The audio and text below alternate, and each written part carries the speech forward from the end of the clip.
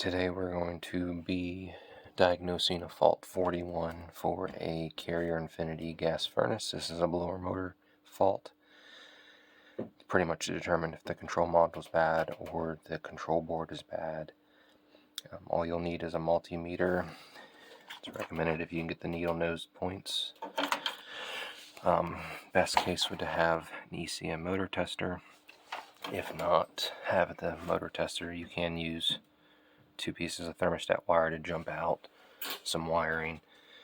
So first thing is just to make sure we get 120 volts to the blower motor. If this was an air handler, you'd need 240 volts. So we're going to check that first on the side of the motor.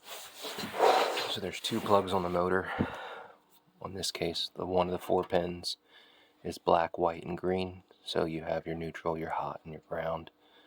The other wire is red, yellow, blue, and green. This is your communicating voltage to the blower motor itself, to the control module, which runs in DC voltage. So essentially, we're going to start with the standard 120 volts to the blower motor.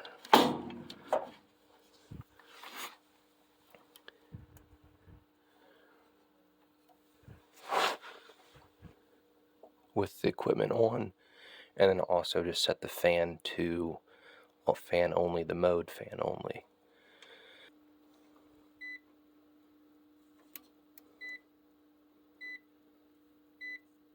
There you go, so 120 volts, so that's good.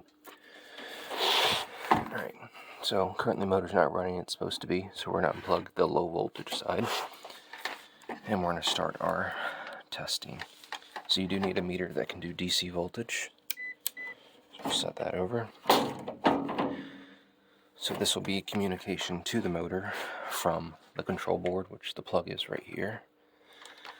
So between our red and green, we should see 12 volts DC. And we have 11.9.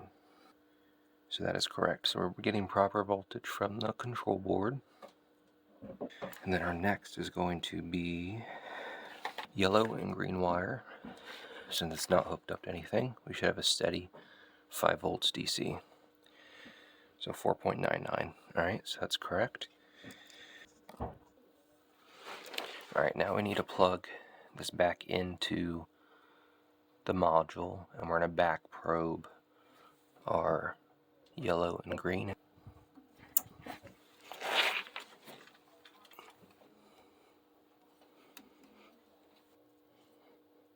Alright, so we got a little bit of fluctuation, but it's mainly steady. Alright, so now that we got that out of the way, just to see if the board was giving the proper voltage, we are now going to bypass the communication port and just send a straight 24 volt signal to the blower motor. So if you don't have the motor tester, what you're going to do is unplug it, the motor plug, and then you're going to look at the side of the motor. You should see the C and the RX. So in this case, it's the blue and the green wire. So we need to send 24 volts to those. One goes to R, and then one goes to C. So common. Now this is going to send 24 volts straight to the motor.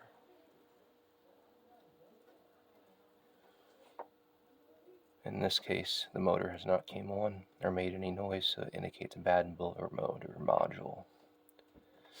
But just for further test purposes, I'll unplug this and use my motor tester, because this plugs in directly.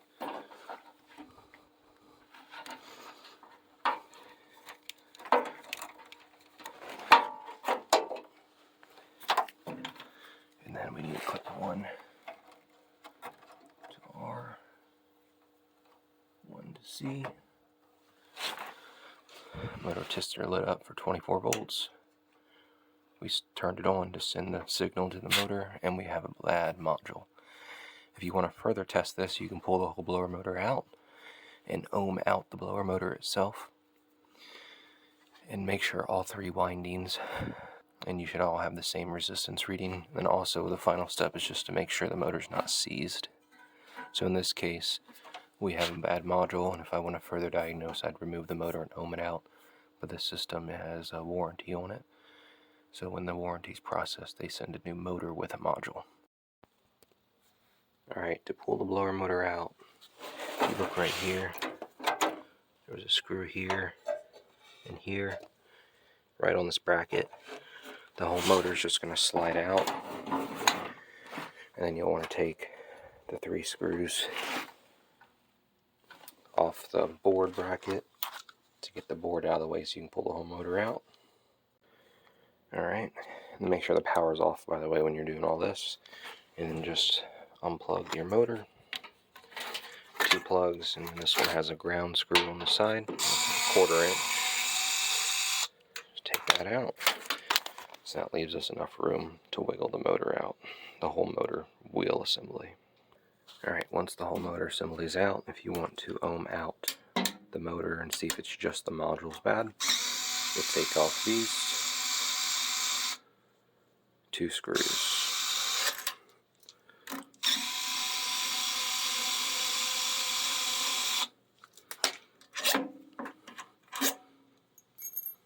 And you'll see the plug right here. You'll unplug that. Alright, once it's unplugged, you're going to ohm out the motor itself. So if we do the far left and far right, get about 10 ohms. The far left in the middle, about 10 ohms. And then the middle and the far right, just about 10 ohms. And make sure you pull the plug farther away, because if you put the plug close, it fluctuates off all the magnets in the motor. So try and pull the plug back as far as you can. So all 3 windings should be the same, roughly 10 ohms. Some other brands may be different, but this is for carrier specific. You should just see them all 3 the same. So this one has a good blower motor, but a bad module. And that was determined by the module not starting, even though it was getting a constant 24 volts. And then that board was good because it was outputting the proper 12 volt DC and 5 volt DC. If it did not output the proper voltage, the board would have been bad, and you would have still tested the motor by itself to make sure the motor was good. Alright, now you'll just put everything back together, and then you'll want to see the model. So you're going to have a label here, and then around the motor you should have a label down here. And if you need a cross-reference the model and the equipment, you'll find it somewhere on the door or inside the furnace. Once you're ready to replace the motor, you're going to take off the bracket right here.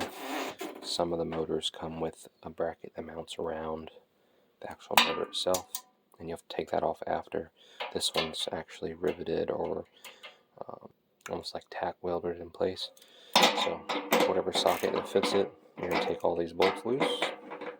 Once everything's loose, don't forget to save the bolts and get the little spacers, because on this model the new motor only comes with the bushing, it doesn't come with the spacers. Then you're going to flip it over.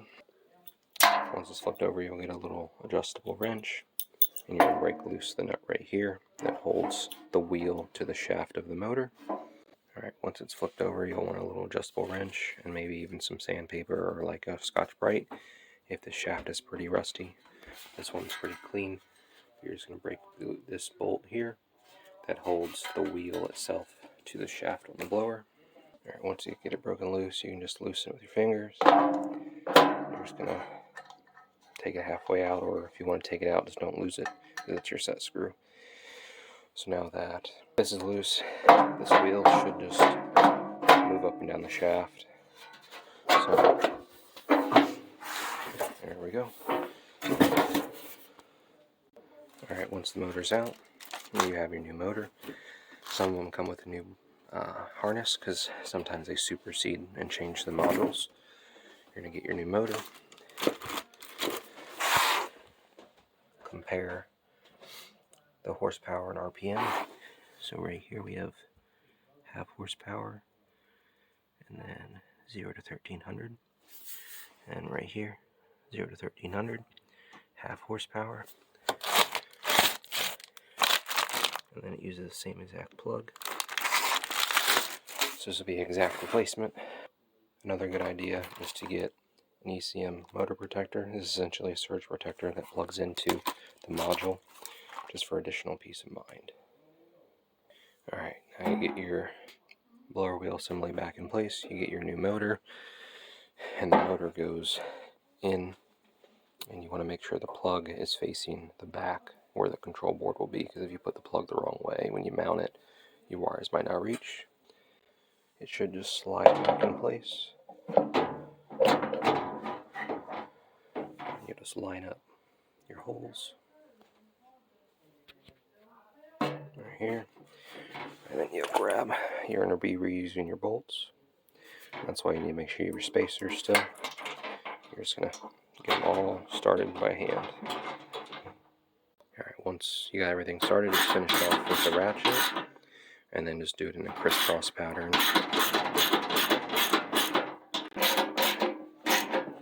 Alright. You're not cranking these down crazy hard, just make sure they're all nice and snug. Alright, now you're going to flip the motor up. Alright, once you flip it up, you're just going to look at it from this side and move the wheel pretty centered. You can get a tape measure, just measure from here to here on both sides, get it pretty equal. And then once that's all good to go, you just look on your side and find your flat spot and get this set screw tightened up by hand. Make sure nothing moved, and then crank it in with your adjustable rivet. You might have to just snug it up a little bit before you flip the motor back over, and I like to tighten it as far as I can get it, crack it back loose about 1/4 inch, and then go just past where I had it, and that should be snug, and that wheel should be nice and secure. Alright, once you got everything nice and tight, you're good to go. If you wanted to leave the motor apart, you can remove the actual wheel. Usually there's a screw on the side, like right here, and then a screw right here and here, and this plate comes out, and you can actually take the whole wheel out if you want to like hose it off or clean it. Now it's ready to go back in. And just before you put the motor in, if you did get the surge protector, the ECM motor protector, you can plug that in now. So it has an LED on it to tell you that everything's working, and it has a ground wire, so you're just going to screw that. There's some grounding here, so I'm just going to connect it with the other ground. And this just plugs into the high voltage side. It only goes one way, as you can see it's curved here and here. So you can't plug it in backwards. And that's snapped into place. So now we're just going to slide the whole motor assembly back in, reconnect the board, plug everything in, and test it from there. Alright, once the motor's inside the cabinet, you're going to see the grooves that the motor assembly actually slides onto. There's the right side, and there's the left side, and then you're just going to pick it up level and push it all the way through, because as you can see, that has the lip, and then it's a space, and then another lip. Alright, before you get the motor assembly pushed all the way in, it's easier just to mount the board, and don't forget to remount your ground if you have one. And then slide in the rest of the way, and you'll put your other bolts right here and here, and that'll secure everything in place. Alright, and then don't forget that this motor assembly has this little tab right here that the bracket has to catch on to hold it in place for you.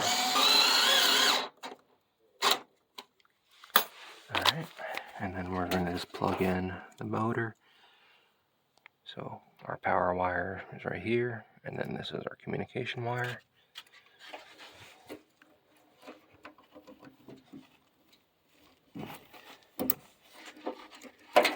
And our power wire is now going to plug in up here.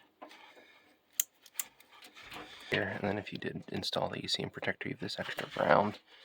I'd just get a zip tie and just zip tie it here so it's not hanging loose. Now let's turn everything on and see if we have a working motor. Alright, so I just restored power to the equipment.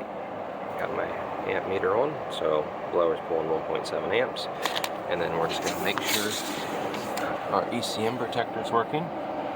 So the green LED monitors one of the legs, and then if it was like a air handler, the in terminal wouldn't be monitored, and that would be the yellow LED. So right here, when using the 120 volt, which is a furnace, it will not light the yellow, so only the green should be lit on this one.